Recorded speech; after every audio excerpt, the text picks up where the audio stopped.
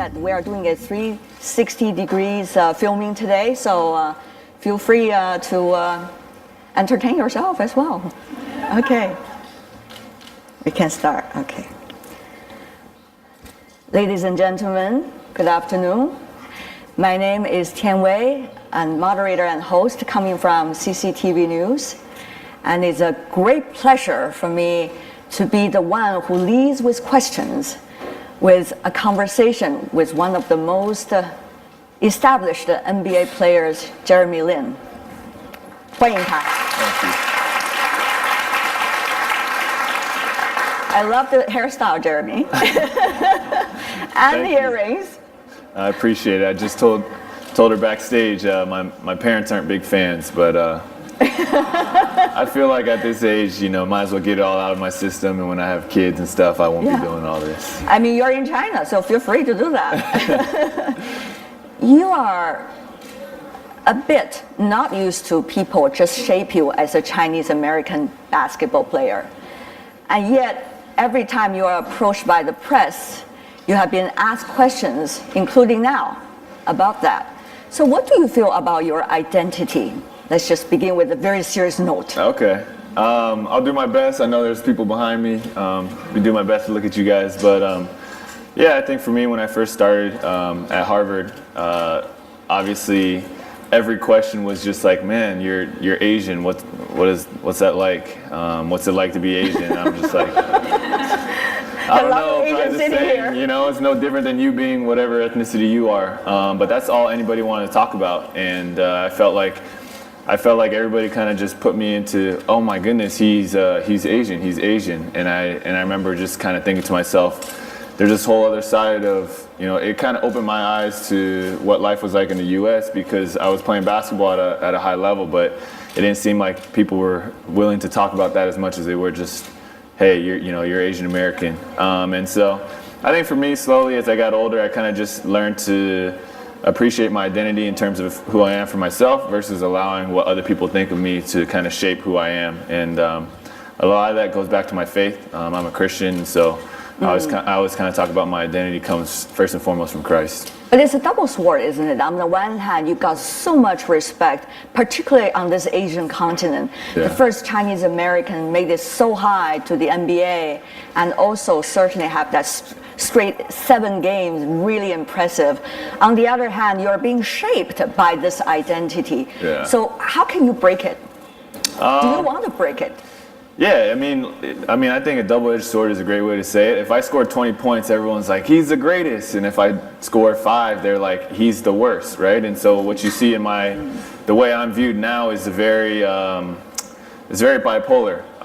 You're either like, you think I'm the best or you think I'm the worst. And that's just what I've seen in a lot of fans. And I think for me now, I just try to be more proactive about like controlling my brand, and so the things that I want to be known for, or what do I want my legacy to be, things like that. I try to be more proactive versus letting everybody else kind of dictate what they feel about me, because obviously in today's day and age, what they feel about you is basically what you did your last game. That's kind of how things work, and that's how people are judged. And so I just try to be a little bit more proactive about shaping who I feel like I want to be known as. I remember reading some materials related to what your friend said about you. In one media report, they were suggesting people want to come up to you and take photos with you, but when they walk to the door of the mall, they're saying how much you sucked in the recent games. Of course, not the people sitting here. But that's the price you pay as a celebrity, right? Yeah. I know you were having a little bit difficulty adjusting to that, but you eventually came out of it. Does computer games help?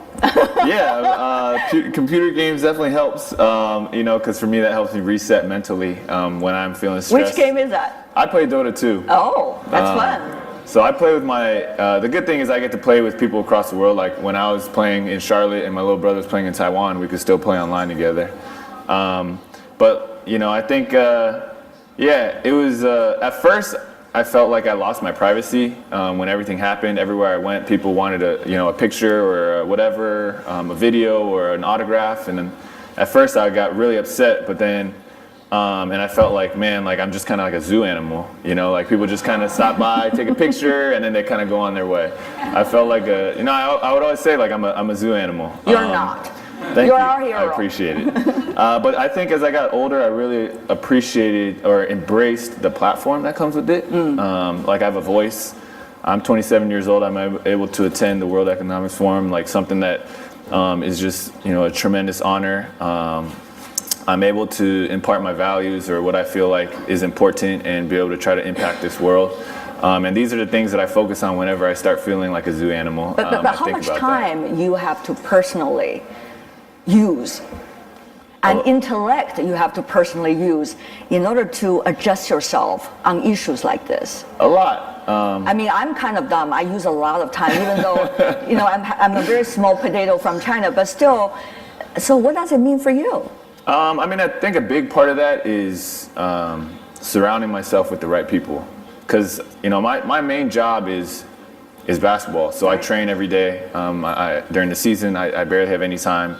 But if I surround myself with the right people, I think that's what it's about. So my agencies, the people who work for me, we talk about a plan. We have retreats every year. We say, all right, this is certain situations or directions that we want to go in. This is how we want to change and shape the world or whatever. And they start game planning for things that will allow me or give me those opportunities. During the summer, like right now, I have the chance to be able to do something like this. But if there's no strategy ahead of time, that's kind of what I meant by being proactive. If there's no strategy, then I'm kind of just being tossed back and forth, going with the flow, reacting to everything, versus kind of playing offense. So what is your strategy now? My strategy